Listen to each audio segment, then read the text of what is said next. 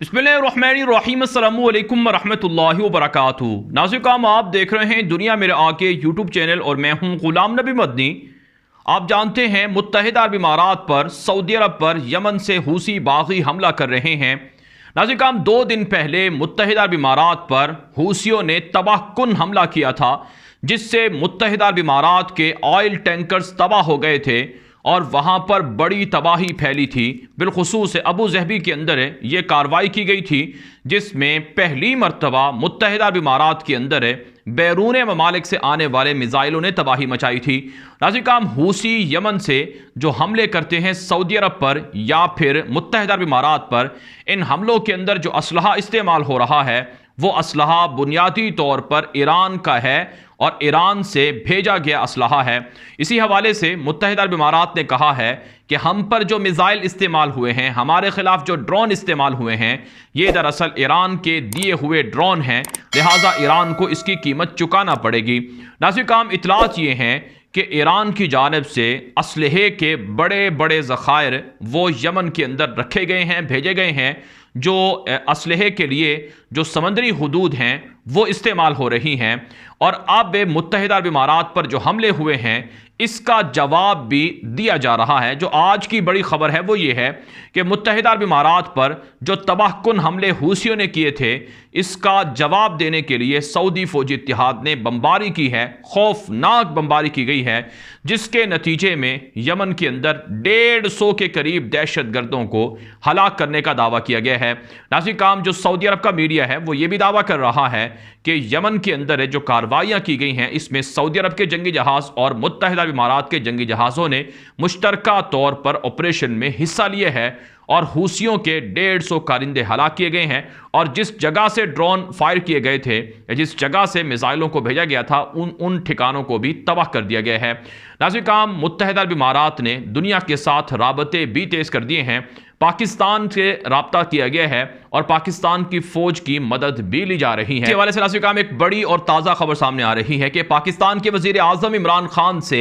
जो मुत्तहिदा अरब इमारात के वली अहद हैं मोहम्मद बिन जायद अल नहयान, उन्होंने फ़ोन किया है, फ़ोन पर बातचीत की है। पाकिस्तान के वज़ीर आज़म ने ताज़ियत का इजहार किया है क्योंकि उसके अंदर एक पाकिस्तानी शहरी भी जाँ बहक हुआ और 2 भारतीय शहरी मारे गए और इसी तरह से नाज़िर जो 6 या 10 अफराद ज़ख्मी भी बताए गए हैं। तो पाकिस्तान ने कहा है कि मुत्तहिदा अरब इमारात पड़ोसी मुल्क है, इस पड़ोसी मुल्क होने की हैसियत से हम ताउन करने के लिए तैयार हैं। जबकि नाज़िर जो मुत्तहिदा अरब इमारात के वली अहद हैं मोहम्मद बिन जायद अल नहयान, उन्होंने पाकिस्तान से खुसूसी तौर पर मदद लेने का भी इंदिया दिया है और कहा है कि हमें पाकिस्तान की फ़ौज और पाकिस्तान की फ़ौज के पास जो असलहा है, बिलखुसूस जो पाकिस्तान के अंदर तैयार होने वाला असलहा है, इससे हमें काफ़ी इत्मीनान है और तवक्को है कि पाकिस्तान इस सिलसिले में मुत्तहिदा अरब इमारात की UAE की मदद करेगा।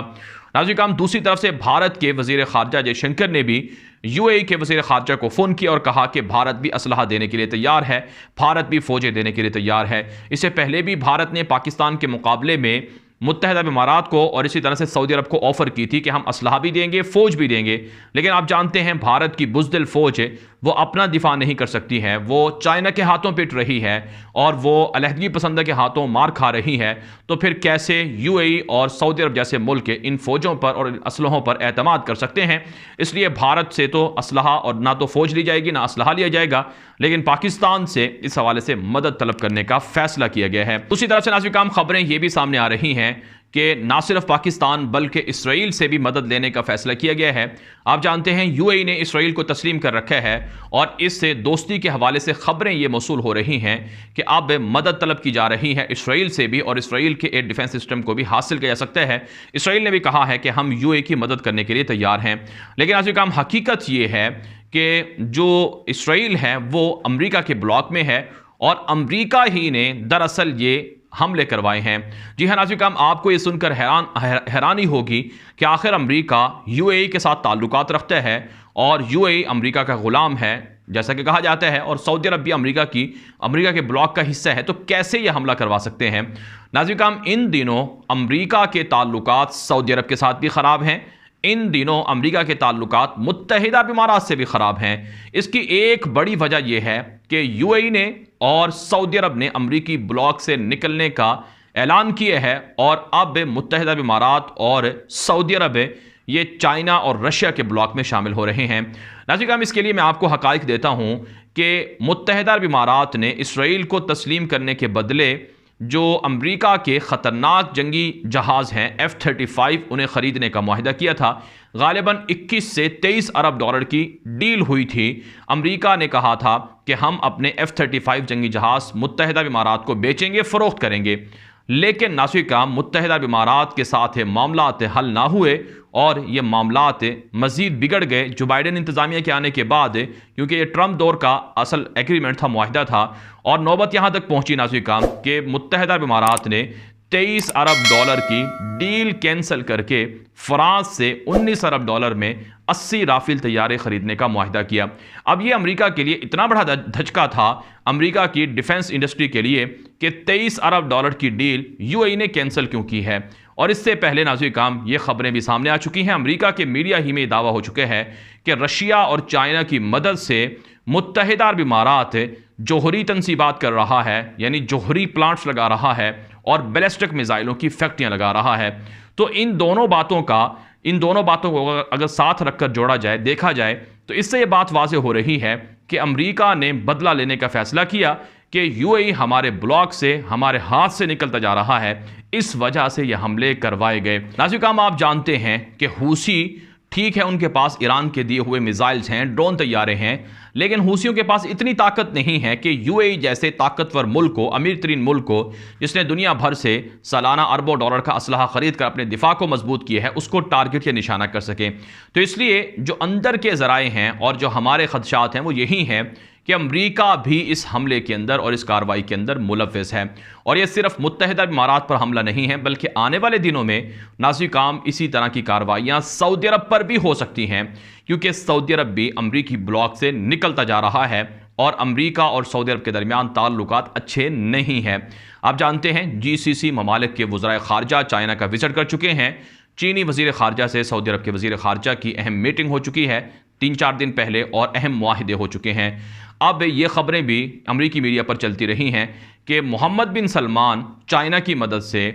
जोहरी तनसीबात कर रहा है, जोहरी प्लांट्स लगा रहा है और एटमी हथियारों की तैयारी कर रहा है। तो ये सारी चीज़ें इस बात की अलामत हैं कि अब ख़ित्ते के अंदर एक नई जो मुहिम है, रस्साकशी है, वो शुरू हो चुकी है। चाइना अमेरिका को मशरक़ वस्ता से, मिडल ईस्ट से निकाल कर यहाँ पर कंट्रोल करना चाहता है और यहाँ पर जो अमरीकी और यूरोपीय नेटो के मफादात हैं वो ख़त्म होते जा रहे हैं। तो इसलिए अब इस नई रस्साकशी के अंदर अमरीका, यूरोप अपने इत्तेहादियों के साथ मिलकर सऊदी अरब को भी टारगेट कर सकते हैं, वो यूएई को भी टारगेट कर सकते हैं और इसी तरह से पाकिस्तान को भी टारगेट कर सकते हैं। और नाज़रीन, मुझे ये लग रहा है कि जो यूएई के ताल्लुकात इसराइल के साथ हैं ये भी इतने कामयाब नहीं होंगे और ये भी ख़राब हो सकते हैं। हाँ, अगर इसराइल अमेरिका के ब्लॉक से निकलकर चाइना और रशिया के ब्लॉक में जाए तो फिर मुमकिन है कि इसराइल और यूएई के ताल्लुकात प्रमोट होते रहें, लेकिन इन दिनों इसराइल और अमेरिका के ताल्लुकात भी ख़राब हैं और रशिया और चाइना के साथ इसराइल ताल्लुकात बनाने जा रहा है। तो बहरहाल नाज़रीन, इस सारे सिनेरियो के अंदर, इस सारे मंजरनामे के अंदर यूएई को और सऊदी अरब को अपनी आंखें खुली रखना होंगी। अगरचे ईरान और सऊदी अरब के दरमियान ताल्लुकात बहाल हो रहे हैं और इन ताल्लुकात की बहाली के लिए चीन ने बड़ा मरकज़ी रोल प्ले किया है और चीन ने दोनों तरफ के जो फरीक हैं उनके दरमियान सालसी के लिए गारंटी भी दी है, ज़मानत भी दी है। और यूँ नाज़रीन, अगर ईरान और सऊदी अरब के ताल्लुकात बहाल होते हैं और इसी तरह से यूएई और ईरान के ताल्लुकात बहाल होते हैं तो फिर अमेरिका का खेल खित्ते से ख़त्म हो जाएगा और ख़ित्ते के अंदर एक नई जो सिक्योरिटी है, नया जो अमन है वो शुरू हो सकता है। लेकिन अमेरिका और ईरान पर एतबार करना मुश्किल है क्योंकि ये किसी भी वक्त इस सियासी खेल के अंदर पैंतरा बदल सकते हैं और यकीनन नाज़रीन इसमें पाकिस्तान को भी ख़बरदार रहने की ज़रूरत है क्योंकि यूएई तक जो हूसियों के मिसाइल आकर गिर रहे हैं इससे पाकिस्तान के गवादर पोर्ट को और पाकिस्तान को भी अलर्ट रहना होगा क्योंकि पाकिस्तान भी निशाने पर है। तो बहरहाल नाज़रीन, ये है असल कहानी और असल माजरा मुत्तहिदा अरब इमारात पर होने वाले मिसाइलों की, मिसाइलों के हवाले से, इस हवाले से जो आपकी राय हो और जो आपके जहन में सवाल हो वो आप हमें कमेंट के ज़रिए से, व्हाट्सएप के ज़रिए से पहुंचा सकते हैं, पूछ सकते हैं। और इसी तरह से नाज़रीन काम आपसे आखिर में ये भी गुजारिश करेंगे कि अगर आपने अभी तक हमारा दूसरा YouTube channel Ghulam Nabi Madani subscribe नहीं कर रखा तो उसे जाकर लाजमी सब्सक्राइब कर लें, क्योंकि वहाँ पर आपको दुनिया भर से 10 बड़ी खबरों का मुफीद मालूमाती सिलसिला देखने को मिलता है, जिससे आप दुनिया भर के अहवाल से बाखबर रह सकते हैं। अब तक के लिए इतना ही इजाज़त दीजिए। अस्सलामु अलैकुम वरहमतुल्लाहि वबरकातुहू।